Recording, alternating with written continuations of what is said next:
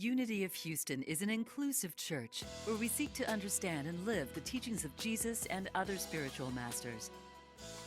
At Unity, we welcome all people from all spiritual paths and every walk of life.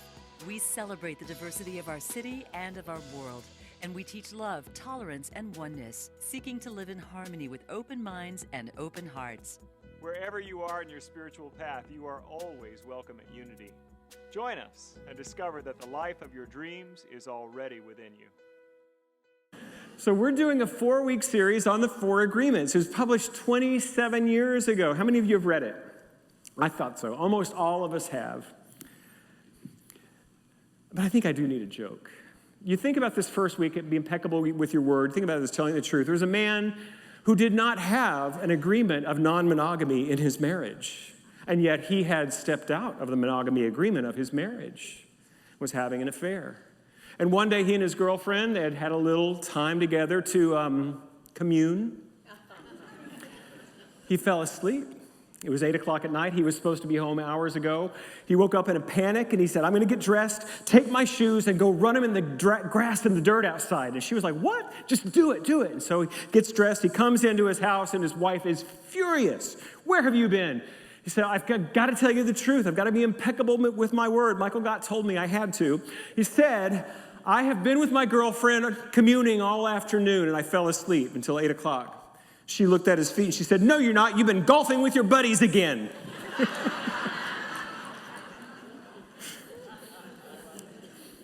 I just thought it was kind of cute. To be impeccable with your word. Well, first of all, I'm going to give you a little background on the 4 agreements. And I was watching a talk on this by a friend and colleague, Reverend Darlene Strickland, Unity of the Blue Ridge in Asheville, North Carolina. And she talked, I love this, what she said, is that we think about this as just being something, if you understand the word, you think you got it. So why am I doing this again? Why are we talking about the 4 agreements again at Unity? I've already got that. And what she says is that in the Buddhist tradition, the Eightfold Path of Buddha, which includes right speech, it's not a linear thing, but it's represented symbolically as a wheel, a circle. You see, what we do, and this isn't Darlene, this is me. What we do in the Western modern mind is we want a goal in our life. We want more freedom, more money, whatever, so we have a goal. We create a plan. We work the plan. We achieve the goal next. That's not the way spirituality works. It's not like you're going to get this message once to be impeccable with your word, and then you're going to do it forever and have no more issues around it. It's a practice. And if we think of it as being this wheel, that we're going to come to it each time, but we're different because we've grown, because we've done more work, we've done more practice, we've healed more, we come to it with new ears, with an open heart. And so if you're in a little bit of that expert's mind on this material, I invite you to set that aside and find your beginner's mind. To come to this as though you've never heard it before and see how it might meet you today, because you're different now than you were 27 years ago when you first read this book, or 5 years ago. Don Miguel Ruiz is from Mexico. He's Mexican. He was the youngest of 13 children. He decided he wanted to kind of be different from his family, as the baby of the family can sometimes do, and he wanted to find his own path, had all those older siblings, and so he decided to go into medicine, and he studied and became a surgeon and was successful at that. Then in midlife, he had a near-fatal car accident, and that woke him up, and he thought, I want something different in my life. And he went home to be with his mother, and he said, I want you to teach me of the old ways. Because in his family, down through the mother's line, there were a family of shamans going back to the Toltec people at the time of Jesus of Nazareth, 2,000 years. People who had a high integrity and ways of being in harmony with themselves, with other people, and with nature. And they had practices, and they had a philosophy. The ancient Toltecs were considered to be warriors, not of conquering warriors, but people of incredibly high ideals and practice. High integrity. And so Miguel's mom began to teach him the oral tradition from the Toltec people that had been passed down for generations and generations. And from that teaching, he opened to his own path as a shaman, and he began to open to being a bridge between the modern doctor's mind and the ancient shaman's mind, and find a way to bring this wisdom. Michael Beckwith coined this term, ancient wisdom, new thought, and Miguel is doing that too. He decided to bring this wisdom forward in a way that modern people could take it up and have their lives be bettered for it. And he distilled it as 4 agreements. And that if we can live in relationship to reality in these ways, we will experience more freedom, more fulfillment, more joy, more love, more peace. Be impeccable with your word. Take nothing personally. Assume nothing. Always do your best. Simple, simple. And if we can begin to find practices to take us back to this simple truth, then what we do is we release the false images we have of reality. We've released the false self-identity and beliefs about ourselves, and we begin to live as we are truly created to be in the image and the likeness of the Most High, as being creative beings of great power and possibility. So that's what we're up to. We're here to discover how, in each of these 4 areas of life, how we can begin to reclaim power, to set ourselves free from erroneous notions of truth. And the first is to be impeccable with our word. This word impeccable, it's just a fun word to say. Say impeccable. Isn't that fun to say? My friend Linda Starr she loves that word. She's a pretty impeccable person. She uses that word. I struggle with that word a little bit because you know what it means? Without flaw. Any other recovering perfectionists in the room? See, I have never been without flaw, and it has driven me crazy. If I could just do it right, then everything would be okay. And so the self-critic can get a hold of that, and really, that's not what we're about. And there is a second definition of the word impeccable, which has a theological understanding, which is without sin. Let the one who is without sin cast the first stone. Y'all remember that? We're going to talk about that in a bit. So we've got to find a little bit different way to hold this word impeccable. And I've shared here before, many of our ministers have shared this, in Jesus' native language, which was Aramaic, when he used the word sin, it would have been the same word that used in archery. It means missing the mark. Didn't get it exactly 100% right this time, but I was still going in the right direction. So we want to improve. We want to become more impeccable. But if any of you are perfectionists, I know some of you are, but I'm not going to look at you eye to eye right now. But I'm thinking about your face. I want you to hold this as a practice of evolution, not as a standard which you must attain to. You get that? That we're going to aim ourselves towards greater impeccability, greater truthfulness, greater integrity, but we're going to be gentle with ourselves when we don't quite hit the bullseye, okay? Enough context. Let's get into it.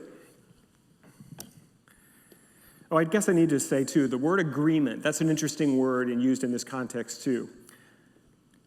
What Don Miguel Ruiz is bringing us, and the tradition is, it's what is it in the universe, in the human sphere, are we agreeing with? And it determines our experience of reality.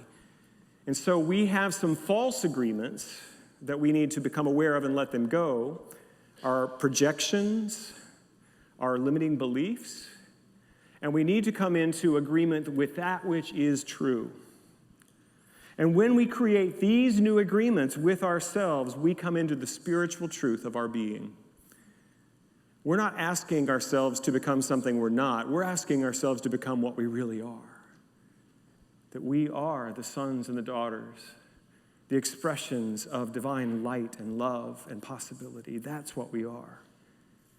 So we're not asking that we The changes that we're asking ourselves to make by taking up this work is to release that which was never what we were to begin with.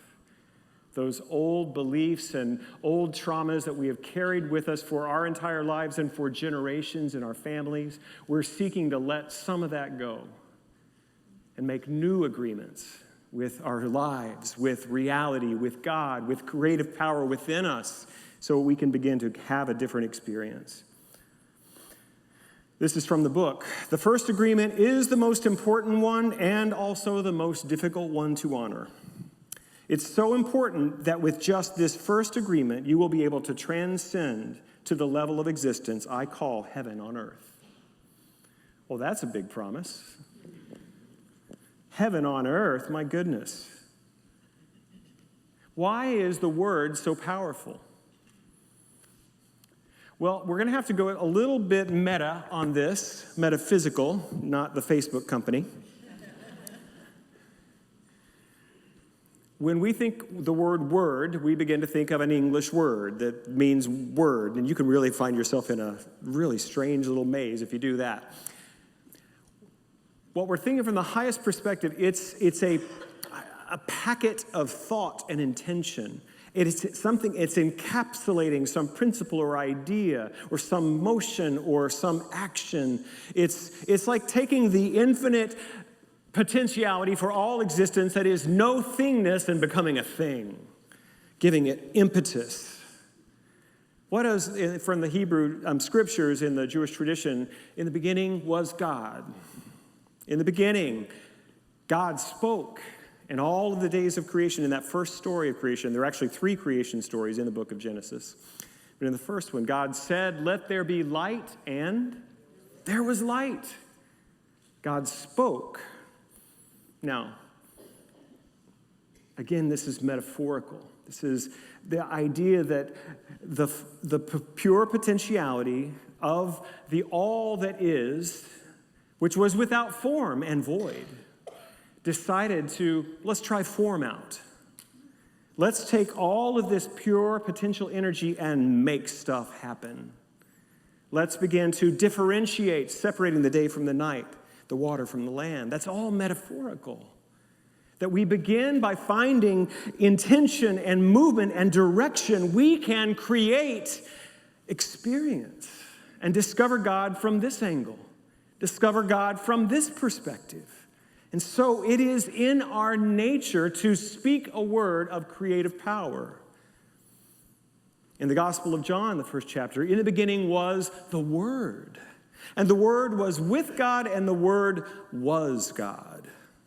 That this is a part of God. The being is the pure potential state or the field of infinite possibility, and the becoming is the Word, speaking the infinite potential into reality. And that power is in our word. And we can use it to speak life or to speak death. The Bible speaks of this in several places. In Proverbs 18:21, the tongue has the power of life and death, and those who love it will eat its fruit. Job 22:28, you shall also decree a thing. Decree means to speak it with power, and it will be established for you. So light will shine on all your ways. And Matthew 15:11, what goes into someone's mouth does not defile them, but what comes out of their mouth, that is what defiles them. So how we speak, it's the clothes, it's the container of our intention and our belief. And we can work with language to change our experience of reality. Miguel says this, the word, meaning this packet of power of the being becoming, this word is so powerful that one word can change a life or destroy the lives of millions of people. Every human is a magician. And we can either put a spell on someone with our word, or we can release someone with a word. If you can imagine a mother coming home after a full day at work and she's exhausted, and her child is just bursting with energy and excitement and singing and dancing and bouncing around, and the mother turns and in a moment of frustration says, "Stop it, you sound terrible, go away." And in that moment, that child is changed forever. Now, if you're a parent and you are having some guilt right now, it's okay. Every child that has ever been born has had some parent issues. And because you too are a child, you know this. You know that you were given some word that was not the word of life, but the word of contraction. And you can imagine that child in this made-up scenario then keeping their voice small forever, being asked, "Do you want to join the choir?" "Oh, my voice is terrible. I can't do that." "You need to get up and say something in front of the class." "No, I can't." You can see how that word spoken in a moment of frustration and anger will then shape that child's life for years. That's the power of this word. And it works in the life-giving sense too. I love that these children here, they're not getting the message of original sin and damnation. They're getting the message of original blessing. Do you know what you are? You're the light of God. You are amazing. You're wonderful. And those messages reverberate through life as well. And sometimes people worry, well, aren't those people who grow up to be like entitled and self-important? Well, life takes care of that. Have you noticed? Anybody else had their rough edges kind of worn away by some interesting life circumstances? But if we have underneath all of the ego and all of that human stuff, this deep connection with the truth of our original blessing, that we are already made in the image and the likeness of light and love and life, power, peace, beauty, and joy, that's who we are. And we can begin to speak these words to one another, to our children, to everyone in our lives. And so to be impeccable with our word is to, as much as we can, as directly as we can, speak from the truth of our oneness with God. As often as we think of it, and sometimes to be impeccable with our word means to go back and make an amends. That thing I said, that wasn't true. I never should have said it. I'm sorry if I harmed you. And that leads us into my final point today, which is about forgiveness. It's not really in the book. It's just in my heart this morning.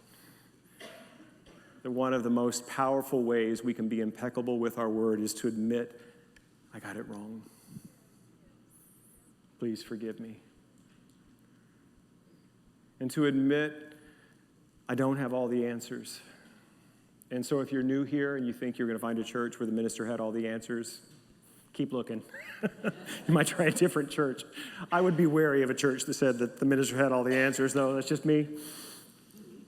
I don't think any of our other ministers have all the answers either, do you? Just checking. Did you get the download over the holidays? You were good? No. Yeah. We are always imperfectly perfect. Perfectly imperfect. The perfection that we speak about in our self-assessment and self-teaching here, it is spiritual perfection. In the absolute sense, we are always perfect, whole, and complete. But here in the relative experience of taking on body and form and family and imperfect language, there are always mistakes being made. And it's okay. Because here is the brilliance of the divine mind, is even those mistakes are openings to perfection. There's a quote I wasn't planning on using, but it just came to mind, and I'll think of the author probably Tuesday. We use it for our new member ceremony, and it says, "What I am is always enough if I'm willing to be it openly." What I am is always enough if I'm willing to be it openly. Brene Brown talks about that the antidote to shame is vulnerability. You would think that the antidote to shame would be bluster, right? I'm really something. I'm just going to build myself up from that egoic place, and it doesn't work. That kind of covering up the shame causes more shame, because then we know we're not being impeccable with our word. But to simply say, I was wrong. To even say in a trusted relationship, I'm afraid in this moment. That's not the affirmations we teach in some of our classes, but it is an opening to truth.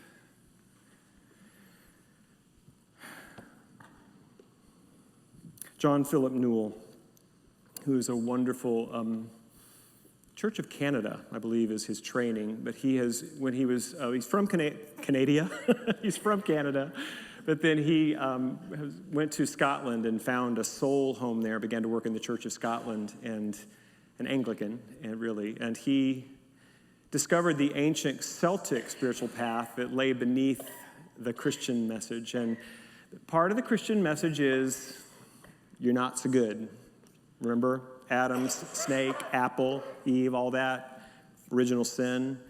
But there is a doctrine or a teaching of original wholeness as well. And that's what John Philip Newell began to understand and explore.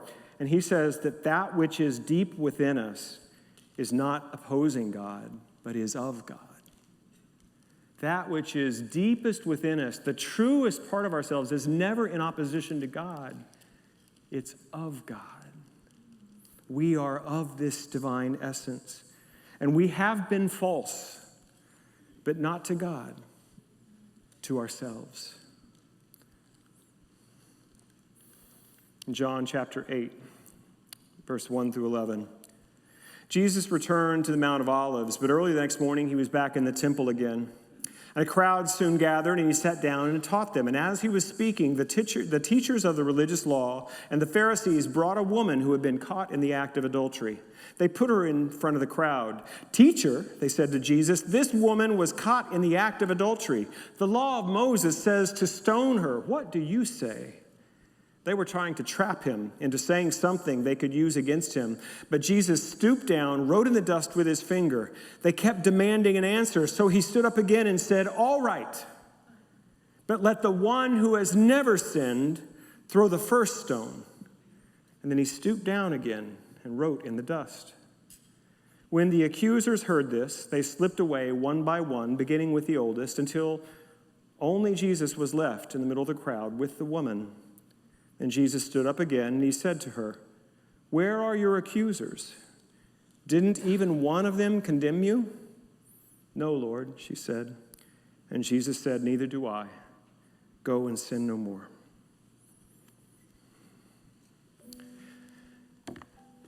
So this story does not appear in the original documents of the Gospel of John.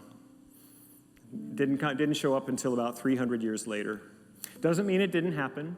About 300, Origen referenced this story in another gospel that didn't make the cut, the Gospel of Hebrews. That's not the point here. That this teaching of this beautiful soul, Jesus of Nazareth, was to remind us all that none of us is perfect. And when we can see our own imperfection, it softens us towards one another. And I love this idea that these old hard, angry men finally going to get somebody they could be to. And instead, they're turned to their own shortcomings, their own failings. And what happens is freedom. The woman is invited to come back to her wholeness. This is what the Christ path does for us. It's not to rise up over our human imperfections, but to recognize that even here God is being revealed, and to soften.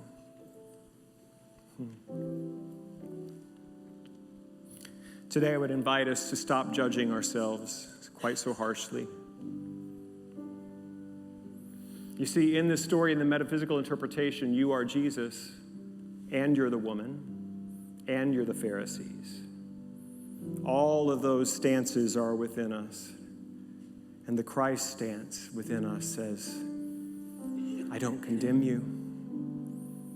Rise up and be more of who you are. I forgive me. I forgive me. Everything that I've been holding on to, I let go. I surrender. I surrender. I'm ready for my change. I'm ready for my change. Will you turn within with me now? In this moment, I remember wholeness. I remember light and love as being the essential nature of God and the essential nature of God expressing as me and as everyone in this room and everyone who has joined us online, anyone within the sound of my voice. I know this truth for you. You are not your worst acts and greatest disappointments. You are the light and love of divine possibility. And so we remember that deepest truth. And we begin to speak more correctly from this spiritual truth. We begin to speak words of healing and kindness and compassion towards ourselves. And we begin to lay aside every old belief and every old self-critical thought of our not enoughness, our not good enough, not strong enough, not young enough, old enough, tall enough, short enough, whatever those thoughts that come into our mind of anything that doesn't see the brilliance and glory of God in the mirror. We let it go. I forgive me. I forgive me. Everything that I've been holding on to, I let go and I surrender. I surrender. I'm ready for my change. I'm ready for my change. And in this moment, we also release anyone that we've been holding as wrong, anyone who has caused us harm, anyone that we have been holding as outside the circle of God's light and love. We forgive them. We release them from the bondage in our own minds. And in doing so, we are released. We receive the freedom of God as we forgive everyone who has harmed us. And I know that this is hard. And I know sometimes we're just not ready. But if you could at least be willing to be willing in this moment, to be willing to forgive. I forgive them. I forgive them. Everything that I've been holding on to, I let go and I surrender. I surrender. I'm ready for my change. I'm ready for my change. And in that willingness, we release this word, knowing that it's already having its movement and motion. The creative word of forgiveness and release spoken within us begins to set us free, and we let it be. And so it is. Amen. If you're willing now to join me in singing this simple phrase, I forgive me, I forgive me. Everything that I've been holding on to, I let go. I surrender, I surrender. I'm ready for my change. I forgive me. I forgive forgive me. Everything that I've been holding on to, I let go. I surrender. I surrender. I'm ready for my change. I'm ready for my change. One more time, I'm ready. I'm ready for my change. You are beautiful. You are worthy of the life of your dreams being made real in your lives. You are worthy of belonging and connection. You are worthy of love. And if no one today has told you that they love you, I love you. God bless you.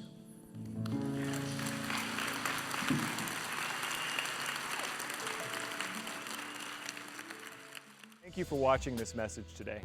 I'd like to invite you to join us in person here on campus at Unity of Houston for Sunday morning or Wednesday evening services. If you can't be with us here on our campus, you can still join us live on Facebook or on our website, unityhouston.org, Sunday mornings at 11 a.m. Central.